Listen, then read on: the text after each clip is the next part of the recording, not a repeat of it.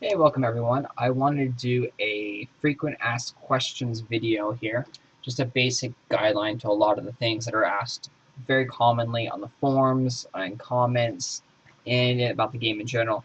So first off, we're going to start with what type of game is Royal Revolt 2?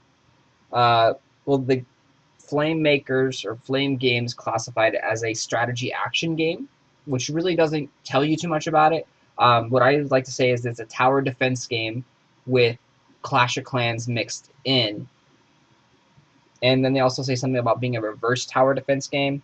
But to me, it's really just a tower defense game where you build a defense and people come and raid your defense. It's a player versus player PvP, you know, tower defense game where everyone has a different defense, everyone makes their own defense, and you also build up your castle and build up your troops differently than everyone else. So no two games are ever going to be alike. No two attacks are ever going to be alike as well. The next question a lot of people ask is it easy to play? And yeah, it's actually really, really simple to play. Touch screen, you move your hero by touching the screen and directing him where you want to be. You cast out spells and call troops in the bottom right and bottom left hand corner. And you equip your hero with different spells. As you progress in the game, you unlock more spells. And same thing with the troops. As you unlock more troops in the game, you can equip different troops and have different attacking formations. So it's actually really, really easy to play. There's a lot of strategy, though, involved in the game. Tons and tons of depth. Because, like I said, everyone has a different defense. You can move your towers around wherever you want. It will tell you if that's not a place where your tower can be, because it's not going to hit anything. So it has to be near the road. You can also build your defense and change up your road.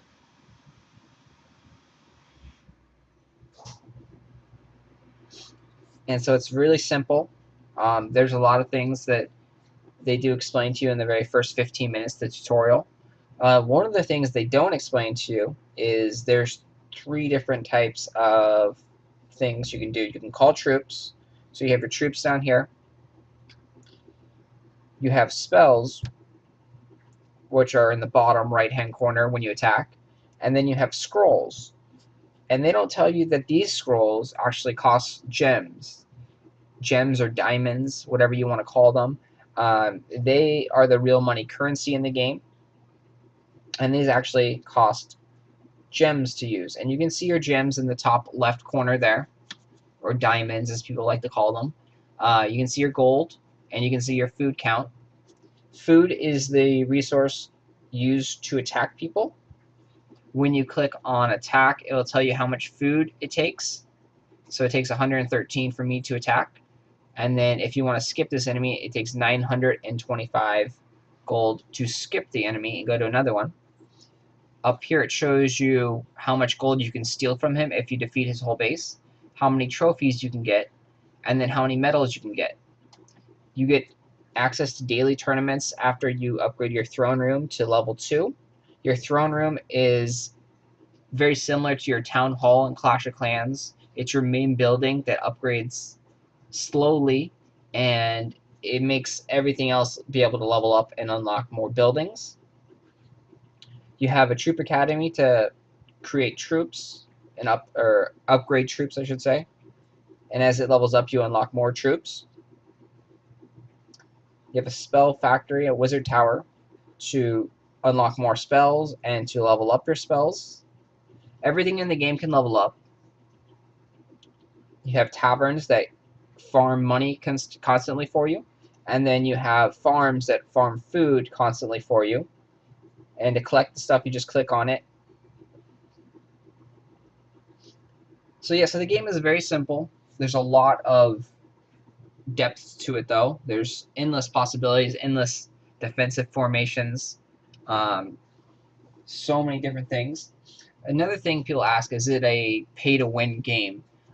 Since the scrolls actually cost money, the answer to this is going to be yes. You won't ever be #1 in the world or #10 in the world without using money, without using the scrolls. The scrolls are really powerful. And so if you're trying to be, the best person in the world, the best player in the world, you're not going to get to #1 in the world without spending some money on the game. So in that sense, yes, it is a pay to win game. If you think of win as just having fun and enjoying the game, then no, you don't have to pay anything to have lots of fun and enjoy the game. And the game does give you a lot of free gems. So, you don't have to buy them. There's a lot available for you. Every time you get attacked, you can get gems from your opponent.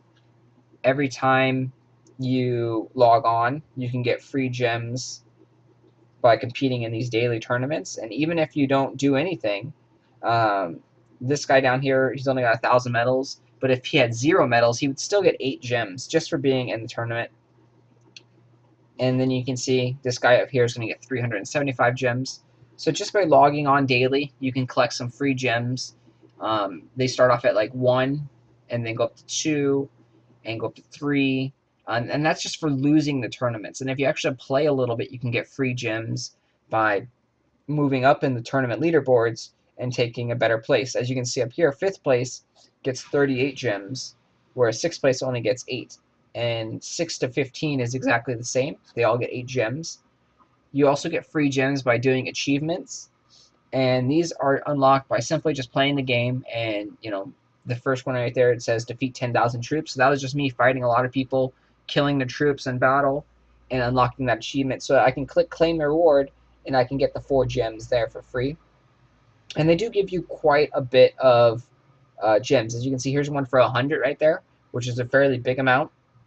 So you don't have to spend any money to get gems. It would just come slower than rather than someone just buying $100 worth of gems. If you want to buy, you click on that little thing down there on the left. You go to gems, you open, and you'll see the gem shop. They will give you special offers periodically, so you can get the gems at like 25% off, 50% off, 75% off. So I would never recommend buying the gems at normal price. Another way to get free gems is come all the way over here, scroll to open, and then click on the like Facebook page. So if you like their Facebook page, it will get you 25 free gems. So that will take you to the Facebook page. We'll see, last time it just took me here and then it gave me my free gems anyway. So we'll see, we'll go back out, we'll log back in. And then again, you can see I just got 25 free gems just for going to the Facebook page because it's broken right now. So you don't even have to like the Facebook page. We can try and see. And it won't give us any more because it says just visit Royal Revolt. Like on Facebook and get some free gems. There's no gems there to get, so it won't get you anything.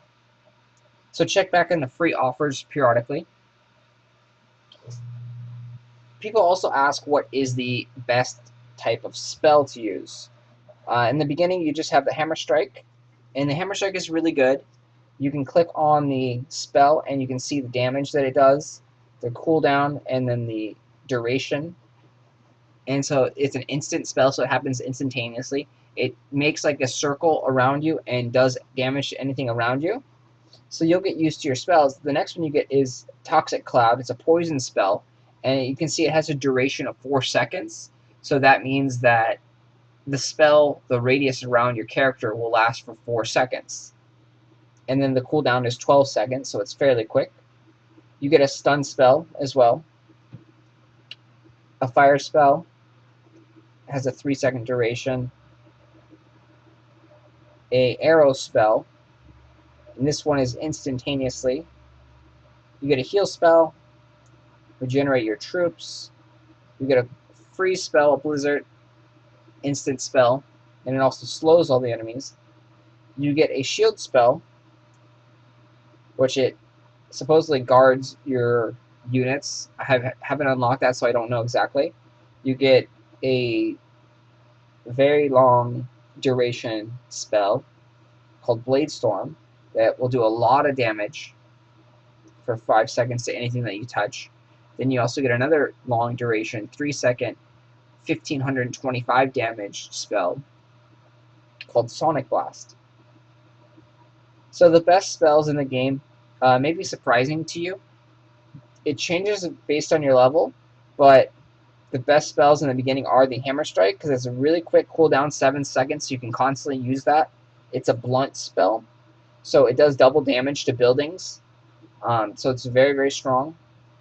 And then the Toxic Cloud isn't that great, but it does really good damage against units.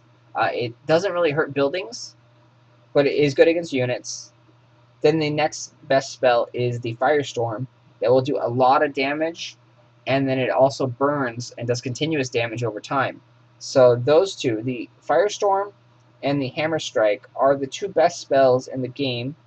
Then you follow up with the Sword Rain, which is the next best spell in the game, and it has a super long range, and it does a nice amount of damage. But you can see the Firestorm is a lot stronger, and it lasts for 3 seconds duration. So the Firestorm is a lot better spell than the Sword Rain, but the Sword Rain has a huge range. And we'll go ahead and show you that. We're going to go down here to the very bottom and click on the camp, the tent, and test our defense. So we'll equip, we have all 3 of those spells on. We have the Hammer Strike, the Firestorm, and the Sword Rain. And like I said, we can change up our troops. We'll just use Frosters, Cannons, and we'll do Pyromancers just for show. And then we'll equip Scrolls. And so then people also ask what the best scroll is. The first one you get is Apocalypse, very strong. It has a 1 second duration, does a lot of damage. It costs about 6-7 gems depending on what level your hero is.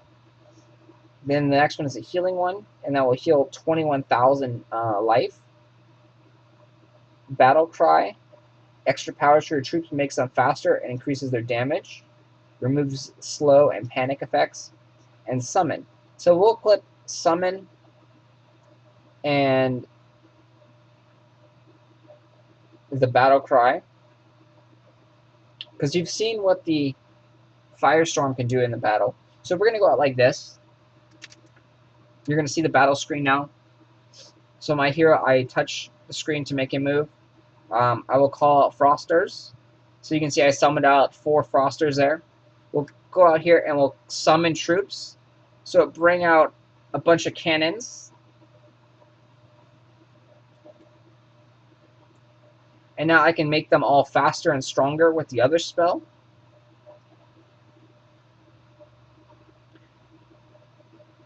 So you can see I have a ton of Frosters and a ton of cannons. I'll summon out a Pyromancer. But if you notice, they actually don't do that much damage. You can see that the soldiers over there, they're not taking that much damage, and my army is slowly dying. So let's call out some more troops. We'll summon out more troops there. So when you use the summon spell, it brings out a little bit of each of your troops, and you can see the rage spell. It's making everything have a red little sparkle around them.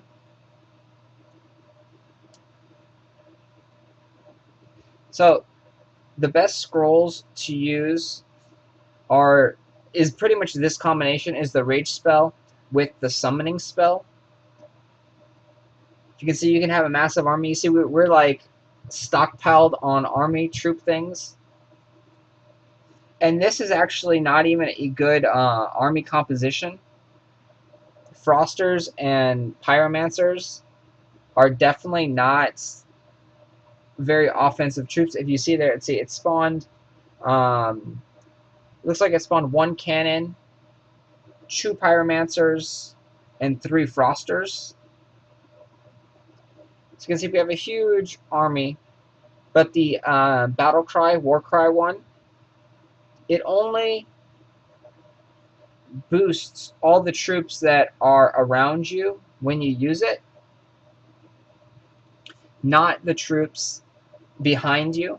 So that one is very situational. You have to have an army of troops around you, and that's why it works good with the summon spell.